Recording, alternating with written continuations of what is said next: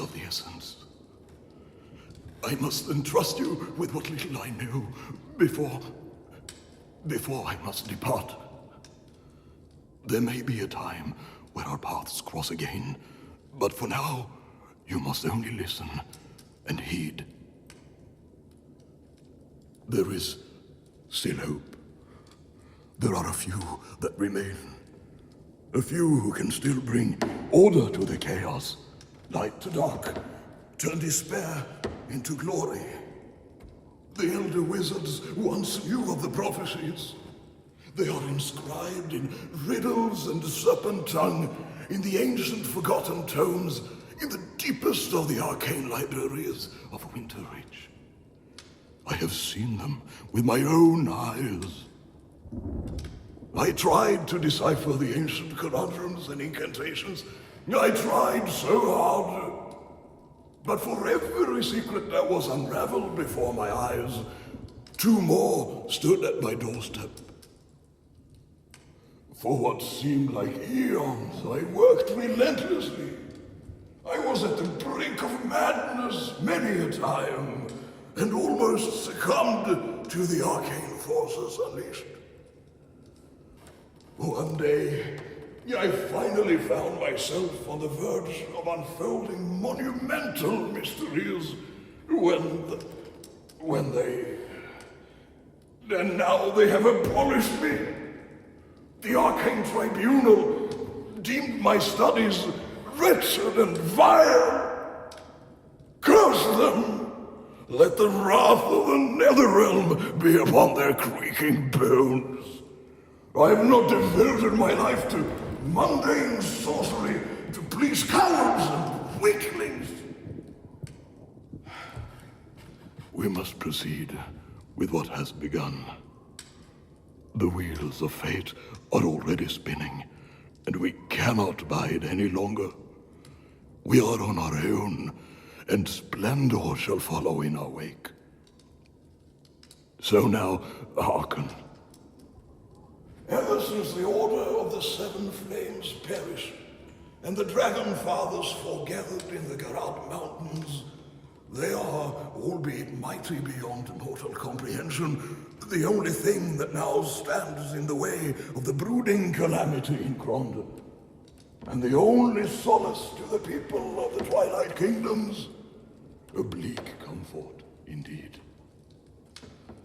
The life force in the glades of Lithoe are already dwindling, and the octarine luster in the Forest of Destiny is waning. I have beheld it, and I have felt it. It will soon be upon us. The prophecies, however, spoke of the Crystal Bearers, chosen heroes of starlight, born for the glory of the kingdoms, the guardians of man, elf and dwarf, and the protectors of the realms. They shall rise when times are dire, and come bearing arcane light and the wrath of dragons. One hero shall arise from every kingdom, and with him a celestial crystal echoing his name. They are the Twilight Force. They remain nameless throughout the grimoires and tomes, and none speak of their whereabouts or origin.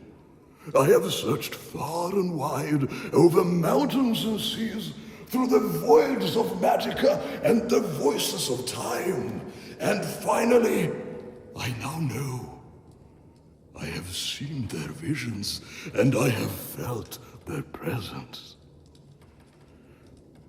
One is a wood elf, a swift and cunning woodland ranger with his heart in the trees and his spirit on the seas.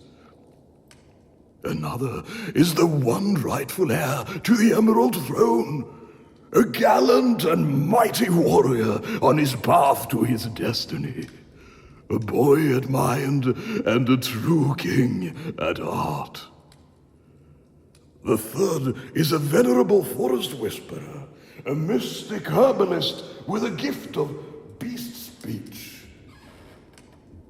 The fourth is a half-elf of clandestine nature. With an obsidian will and a silent mind, he is the Shadow Death. The fifth is an enigma indeed. I had trouble discerning its life force through my visions, and I was transfixed by the power of its spirit. I felt surges of malicious contempt, as well as waves of cosmic insight and primordial wisdom. A truly intriguing being of eldritch descent. And, my friend, unbeknownst to me until the last full moon, is the last crystal bearer. That is why I now, in the 11th hour, come to you. I must seek out the bearers, and the crystals must be unearthed. And you must in return fulfill your oaths. The knights of Twilight's might must gather and rise.